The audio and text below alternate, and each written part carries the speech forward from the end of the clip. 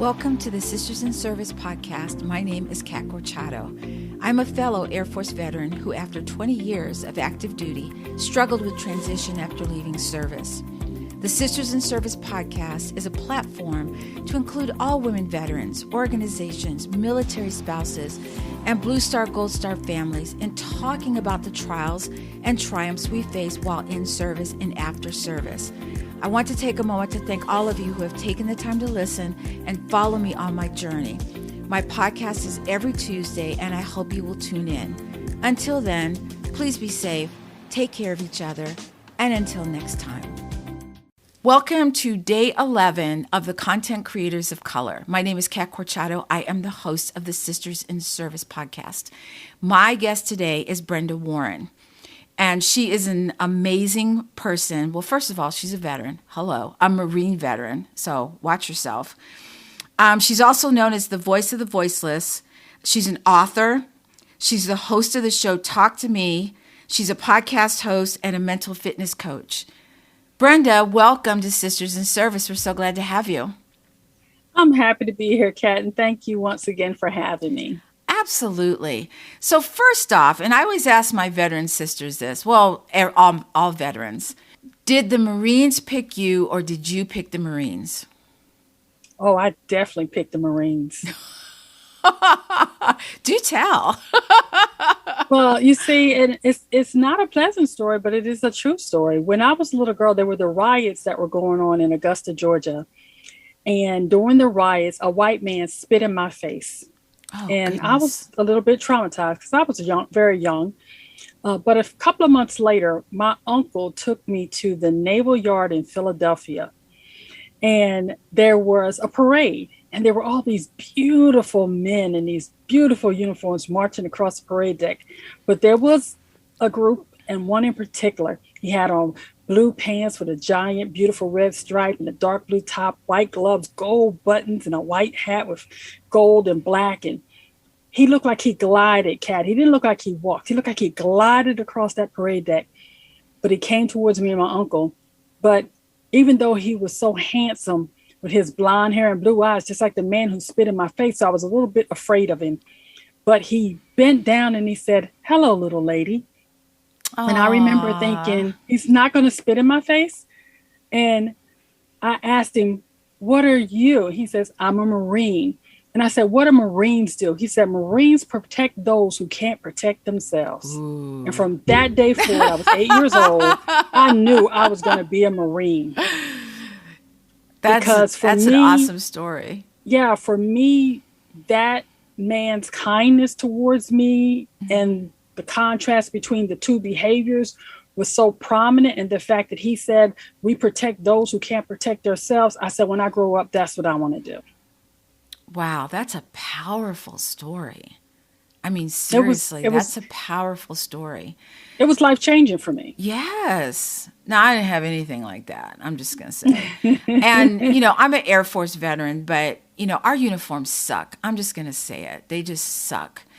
And at one point I wanted to go in the Navy because I thought their uniforms were gorgeous. Now, everybody, and I'm including the Navy, the Marines, the Army, they all have better, beautiful uniforms, gorgeous uniforms than the Air Force. And I'm saying that because I'm an Air Force veteran. I could say that. Air Force veteran, Air Force uniforms suck. So somebody needs to do something about that. Just saying.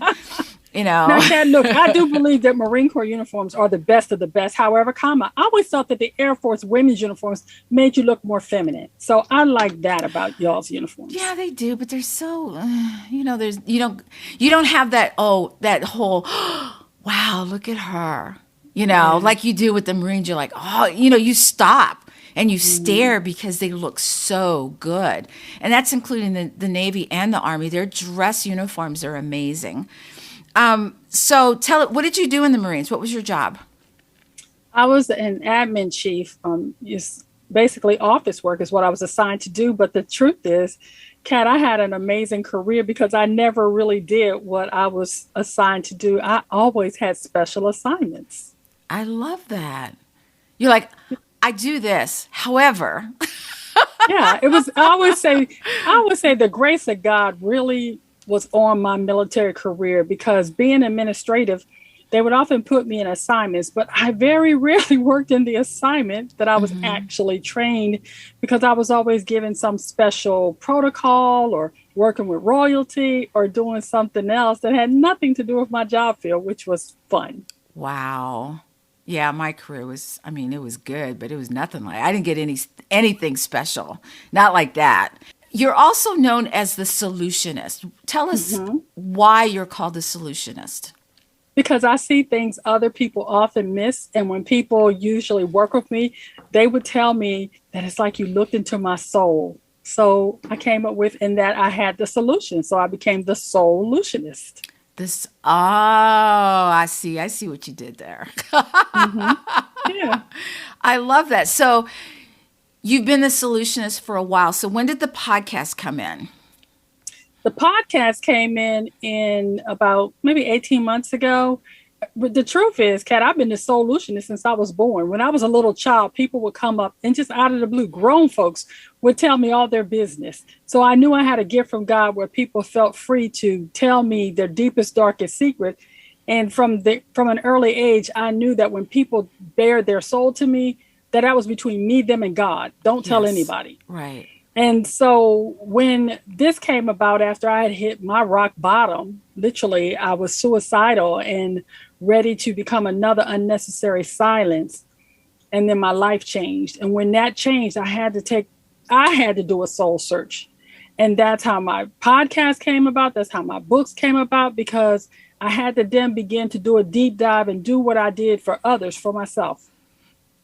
So take us back a little bit to that point in time where you felt that darkness. What was that Well, like for you? What did first of all, did you know that's what it was? You know, how did you get out of that? Because there are people listening who are saying, "Wow, what did she do to get out of that?"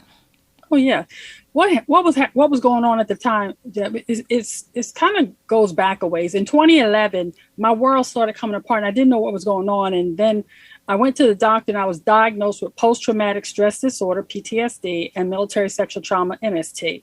But I was so ashamed because Marines don't do that. You know, we're the people you come to answers for, so we're not supposed to be coming unglued. And for 3 years, I hid my diagnosis because of shame. So by 2013, I had had a complete mental breakdown.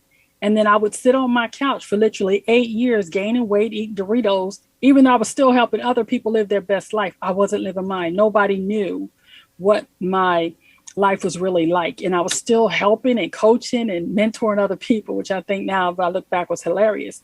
But at the end of that, what happened was my 23-year marriage was in shambles. I knew it was all but over. My kid was about to go to college. I felt like I had no purpose and nothing to live for. So I found myself on a crisis hotline after I had prayed, talking to a beautiful young man who convinced me to take one pill in the bottle and find something to do. That next day I got up and I found the Be on TV challenge. I didn't even comb my hair, Cat. I just got on a Zoom call with all these people in boxes. And this very happy girl was trying to tell me how great life was, and I wanted to slap her tasteless. But she gave us a project that day, and the project was to write down your badass moments. And 5 pages later, I was Wow. like, I'm a pretty badass. Okay. But the thing was, the assignment was you had to write them, and then you had to go live on Facebook and tell everybody about your badass moments. So I did that. And what happened was, when I did that, people started coming out the woodwork telling me how I had affected their life, how I had changed their life. They're glad I didn't become another unnecessary silence. But the most important one, Kat, was a lady who told me about her son, 14 years old, who had committed suicide. And that because of me, she was now and had done it in January, but because of me, she was now getting out of bed, taking care of her other kids. And Oh she said, man. your voice matters. You're a voice for the voiceless. And ever since then, I've been the voice for the voiceless. And so I went back the next day to the Be on TV challenge, because now my competitive spirit up there had this thing called a grand prize. So I put a yellow sticky on my computer saying, you are the grand prize winner. And by the end of the week, guess what? I was the grand prize winner. By the end of the next week, I had my own television show. And then, Congratulations. That's yeah, it huge. was crazy, Kat. And I got this television show with no experience or anything, just simply someone saw me on my badass moments and invited me. And so what I learned on the Be on TV challenge, I used to go on this television program. They offered me my own television show for 4 shows only, just to get a feel. That was part of the thing. Right. I was supposed to be there for 4 episodes. I was there for 6 months. That's And the amazing. ratings, it went all over the world. It was in 7 different countries in the United States. And then there was a time when I started saying, well, if I'm doing this for other people, I can do this for myself. So one day, without even knowing how to even turn on Zoom, I invited 2 of my guests. I went live, and that's when I created my podcast, and I haven't looked back. That's an amazing story. You know, as women, we I I did this podcast about Mm-hmm. multitasking and why women are better at it. And I don't think we're better at it. We're forced into doing it. Mm-hmm. As women, we're always like, what's the next thing? What's the next thing? What's the next thing? Then we come across this brick wall and we think we Mm-hmm. can't get over it.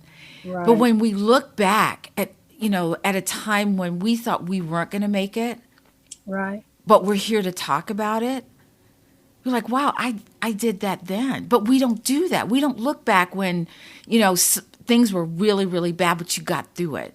Every time there was an issue, we got to this point. So I think, women are just, we're super resilient. We're badasses. I'm just going we to say are. it.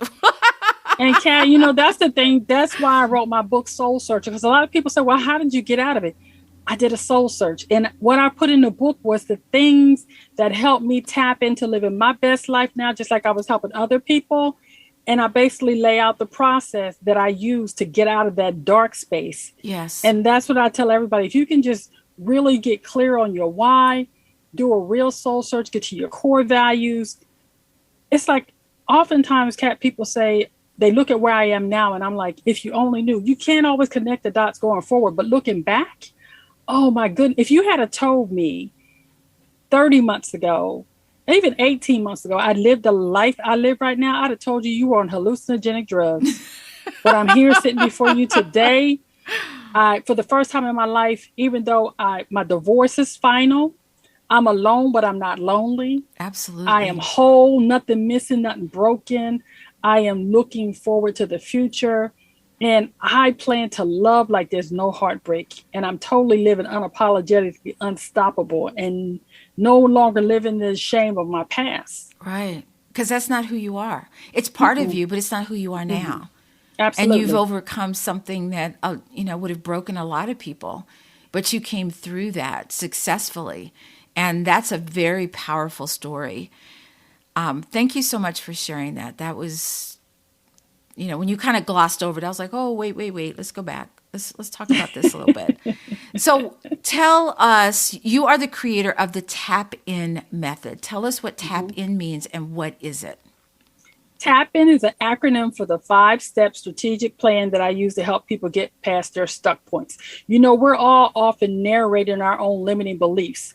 And what I tell people to do is they need to tap in. And each letter in the tap in system stands for something. Like the T is for transformation. I want people to transform their mindset so they know that they're capable of doing whatever it is they set their mind to.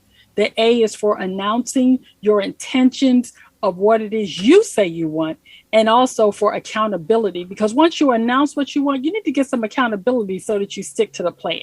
The P is for preparing. That's where you prepare for your breakthrough and do the things you need to do so that you can tap in to live your best life. The I is imagine. That's where you visualize. I want you to visualize what your life would be like if you really carried out the things you said you wanted to do. And then the N is where you nurture the entire tap in process and make sure you love on yourself until you see it through to fruition.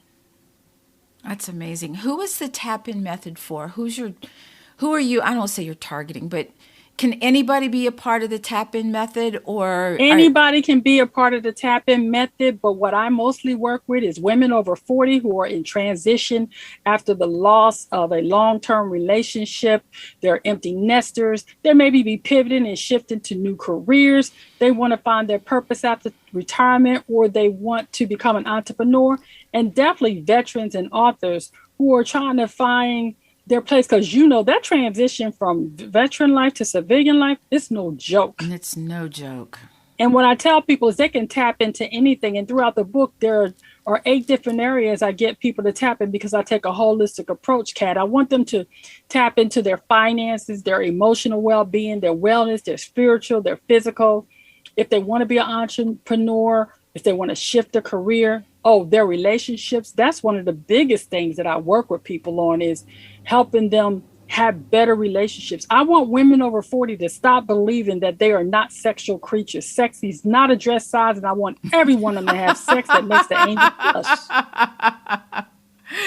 Well, I think it's also a good thing to have a relationship with yourself. Mm-hmm. We're so busy doing everything for everybody else that we don't know who we are. And when our kids go off to school and maybe something happens to our marriage, and all of a sudden you're by yourself and you're like, what am I supposed to do? Who am I? What am I? And especially for veterans, for veteran women and veterans in general, I think that when you take the uniform off, who are you? Who are you? Mm-hmm. And a lot of veterans have no idea who they are if they never have to put the uniform on again. And that's a little bit scary, to be honest with you. It's very scary. For veterans, it's the transition. We're not often prepared for that, the loss of community and the loss of sense of identity. Same way for women over 40 that their kid just went off to college. They've been moms so long or wives so long, they don't know who they are. They don't know who they are. So I want them to tap into, who are you? Tell us the name of your podcast again, and who is your podcast for? It's called Talk to Me, and I've been interviewing authors, veterans, and entrepreneurs that are making an impact, because my show was clearly designed because I watched a lot of the people that I know that are business owners and fellow podcasters going on national media, different shows, and they tell them, give me 3 steps to this, 6 steps to that, but nobody knew who they were.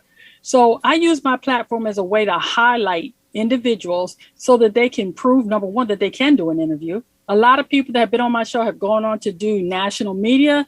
Their books have gone to international bestseller. They've gotten contracts, speaking engagements. So it's all about the people that come on my show to highlight what they do and what they want to make an impact on. Okay, y'all heard that, right? For all you authors, everyone out there, you just heard what she said. So I'm just going to leave it right there. And I just say this, Kat, what I always say to them is I help people turn their mess or their mission into a message for the masses, because everyone needs to understand that people don't often buy your product. They buy you. Yes. Who are you? What do you represent? What do you stand for? That's why social media is so important nowadays, because, if you sell a product, but people don't know who you are, they're not as likely to purchase as if they know that the reason you sell that project is because you're trying to support a charity, or you're trying to make an impact, you're trying to make a difference. So I deal with a lot of people that are consciously making an effort to make a better impact. Right. And I think you need to make a connection with people. I'm not just going to buy something because you told me to buy it. But if I keep seeing your message on social media and what the things that you stand for, then there might be a chance that I might say, okay, maybe I will buy this product. And I think the same thing is for podcasts. People don't listen to your podcast. Well, they might, for the subject matter, or maybe not for the guest. They listen for the host. Absolutely. And what you have to give. So on my podcast, I am me. This is me. If you met me in person, I'm the same way on the podcast. That's true. So it's, this is my real laugh. I'm just telling you right now.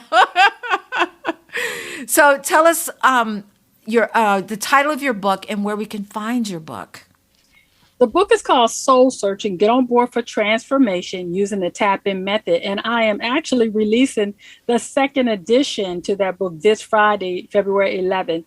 And the reason I did a second edition is because people have been using my book for book studies and book groups. And as people wrote back into me and tell me how helpful the book has been to them, they would have questions or they gave me answers, or there was one suggestion that kept coming up over and over. So I thought, you know what, I'm going to do a second edition, address the questions that were asked, and re-release it. And so that's what I'm doing. It's available right now on Amazon for pre-order. All right, y'all, let's get that book. I'll put that in the show notes too. Okay. So there's a quote on your bio. It says, the choices you make today will be the reality you live tomorrow. Choose wisely. Absolutely. What does that mean? That's important to the tap in. You know, one of the things that I always say, if I can talk to someone for 5 minutes, I can tell you the choices that they've made over the past 5, 10, 15, 20, 30 years. Because when you see a person, and we always have snap judgments about why people say, do, or look a certain way. But when you look at a woman and she said, oh, I want to lose weight, and you can clearly see, I'll use myself. I say I want to lose weight. I'm clearly 30 pounds heavier than I want to be. Well, I already know the choices. If I was not looking at myself, and although right now I am, I know why I'm 30 pounds overweight, because I choose not to give up chocolate chip cookies. So that's it's a choice. Ice cream so for me, y'all. If I had chose of 30 days ago, 6 months ago, to get rid of the sugar and stuff, I probably would be 30 pounds lighter right now. I'm just starting to make better choices. You know, it's the same thing. If you're in debt, you chose to be in debt. People hate when I tell them that, but that's the truth. Every time you go out there and make another unnecessary purchase, you are choosing debt. Whereas if you would plan out your budget and make intentional purchases, you could live and be debt free. So that's why I say the choices I make today will determine how I live a day from now, a week from now, 6 months, a year, 5 years. If people would just sit back and ask themselves, where do I want to be 30 days from now, 6 months from now, a year from now, and then make the choices based on that. But I always say it starts with your belief. That's why soul searching is important, because you tap into what it is you say you want. If you want to be out of debt, then you now have to make your behavior line up with your beliefs that it's even possible that you can be debt free. Absolutely. Absolutely. And have a plan on how to do it.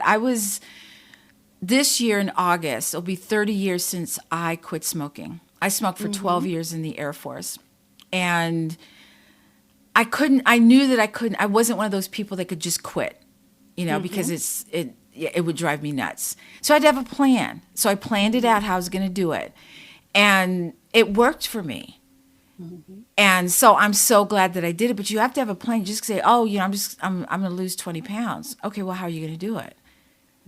Workout every day. Okay, well, what kind of workout? Mm-hmm. You start niching it down, and people are like, wait, this is going to be more than I expected. And that's exactly where the tap in comes. You can use that as an example. If somebody was trying to tap into weight loss, the first thing I do is the T. You transform your mindset, and you have to first believe that it's even possible. Possible, yes. And then you're announcing, I'm going to lose weight. You just can't say I'm going to lose weight. How much weight do you want to lose? I want to lose 20 pounds. Who's going to hold you accountable? I'm going to have my friend Lisa be my accountability buddy. Okay, prepare. I'm going to get a gym membership, or I'm going to buy the necessary equipment to work out at home. You've made some decisions there. And then I want you to imagine what your life is going to look like and how your body's going to feel when you lose that excess weight. Right. And then again, you nurture the thoughts and all those things that came before, so that you can tap in to live your best life now as it is to weight loss. It's the same process. It's universal. And it always and will always start with the mindset shift. Oh, it's always about the mindset. If you don't believe that it's going to happen, then it's not going to happen. If you don't believe it can happen, it won't. And Exactly. When I work with people, that's why I very carefully choose my clients. I refuse to work with people that are not ready to change. And that, sometimes it's off-putting when people say, I actually interview people to determine if I want to work with them. Why? Yeah. Because I know if you're not ready, I can get your money, but I hate wasting people's money. So I will only work with a woman that is ready to make a change. And wasting their time, too, And mine. And yours. I was just going to say that. Mm-hmm. Brenda, where can we find you on social media or websites or stuff like that? It's Brenda the Solutionist everywhere. It's Brenda the Solutionist on Instagram. It's Brenda the Solutionist on Facebook and Brenda Warren. It is Brenda Warren on LinkedIn. You can see my landing page right now. It's talking about the launch at BrendaTheSolutionist.vonza.com. Well, that was wonderful. I love that part of it. But now let's get to the fun stuff. Okay. So this is part 2. I'm going to ask you some questions that kind of require some thought, but maybe you haven't been asked before. Okay. So if you could witness any event from the past, what event would it be and why? Oh, I've never been asked that question. I've never even thought about it. An event. Yeah. Anything in the past that happened that you thought, wow, I wonder what it would have been like to be there, like to witness that. I think it would have been really cool to have witnessed my mother come into her own. My mother was an amazing woman, and she used to do a lot of community events, but I was away in the military and doing different things. And she started a project for women in the projects to help them come off of welfare and go into the workforce and stuff. And she started the Southbridge Citizens Community Center. It would have been nice to witness her opening that and seeing the look on her face when she really brought that to life. That would have been a good event to witness. Oh, wow. So you're from an entrepreneurial family then. Your mom, now you. Yes. Mm-hmm. That's amazing. Next question. What are the top 2 things on your bucket list? Oh, I know that. That is going to Dubai and marrying the love of my life. The love of your life. Yeah. That's a big one. That's a big one. It is. Yeah, You'll find it because, use that tap-in method, Mm-hmm. Yeah. I always wanted to go to Dubai. So, that would be it. All right. Here's one. You're stranded on an island. You can take anyone with you. Who would you take? The love of my life. To be determined at a later date. Yeah. That's who I'm taking.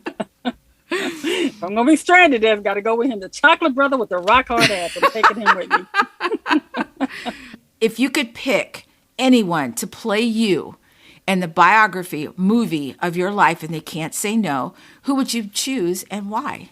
Jennifer Hudson. Good answer. Why? Because I think she is awesome.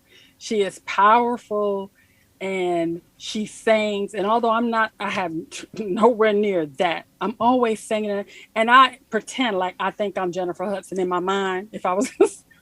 Oh, don't we all? I sound real good in my shower and in my car. In my shower, girl. I'm like, concert, singing, I'm all that.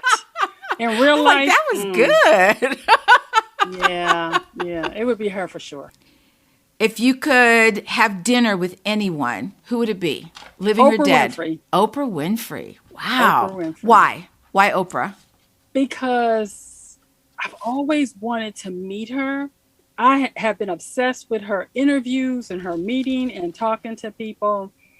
And I just would really love to have a conversation with Oprah. That'd be nice. Mm-hmm. Have a nice luncheon. Be at her house out there with the trees and also be in the chair like people come up and say, "You'll be Oprah." Yeah. See, I'm like that with Michelle Obama. I think she would just be so cool to just, that'd be cool. Just to talk. Like you almost forget she's Michelle Obama. We're just laughing and talking. And if anyone has a connection, let me know.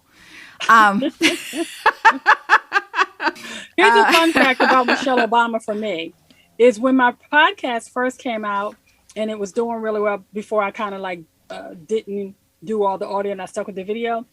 I pulled up my thing on how you pull it up on Apple Music and you see your little podcast picture? Yes. And there was my podcast and Michelle Obama's podcast. I screenshotted it. You couldn't tell me nothing.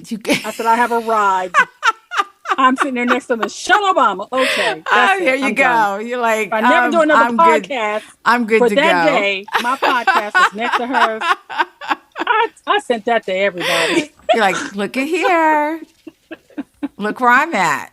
All right. So we're going to the third part. This is called This or That. You have to pick one. Okay. Reality show or documentary? Documentary. Books or movies? Books. Looks or personality? Personality. Roller coaster or water slide? You have to pick one.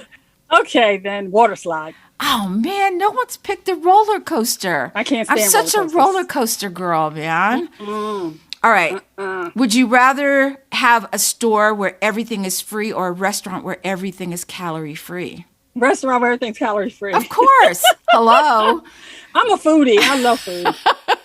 All right, bad haircut or bad dye job? Bad dye job. That must not cut my hair. Bad dye job. I could do it Okay. over. You're like, it'll grow out. It's It'll all grow good. out, yeah. Beach or mountains? Beach every day of the week and twice on Sunday. I hear ya. Instagram famous or infomercial famous? Infomercial famous. Really? Yeah. Okay. Guacamole or salsa? Guacamole. Of course, right? Although I like Yeah. both. Yeah, I Just like dump both them all in the guacamole. same thing, you know? Together, they're Together. dangerous. I love it. I mix them all the time. Hot flashes or night sweats? Hot flashes. Rich and famous or rich and unknown? Rich and unknown. Bad breath or body odor? Bad breath. Would you rather be embarrassed or be afraid? Afraid. Well, you passed. Ding, ding, ding, ding, ding. Well, thank you for playing, Brenda. This was great. I'm so glad you were able to come on and Me too. Me too. you know, be fun. a part of this. But tell our audience one more time the name of your podcast, the name of your book. The name of my podcast is Talk to Me. It's actually a YouTube more than a podcast now because the video one has worked very well for me. And what was the other question? About your book. Oh, my book. Yeah. The book is Soul Search and Get on Board for Transformation Using the Tap-In Method. Second edition coming out for pre-order this Friday, and it will be out in hard copy and in Kindle on March 10th on my grandmother's birthday, since the book actually is written as a trip to grandmom's house.